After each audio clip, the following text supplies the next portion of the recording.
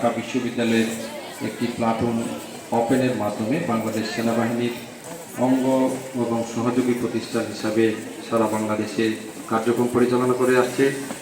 পাকুন্দিয়া উপজেলার একমাত্র junior cadet BNCC platoon, সেটা একমাত্র প্রতিষ্ঠান বসিন্দি উচ্চ বিদ্যালয়ে 2006 সন থেকে অত্যন্ত সুনামের সহিত পরিচালিত হয়ে আসছে।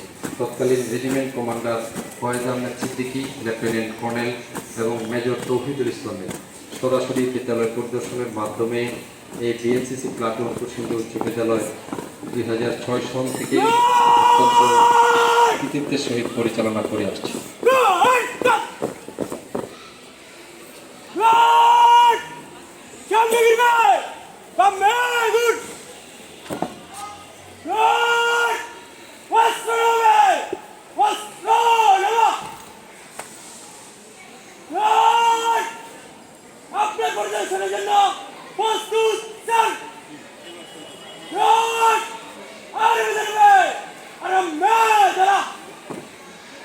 এখন পরিদর্শনে আসবেন আমাদের বিদ্যালয়ের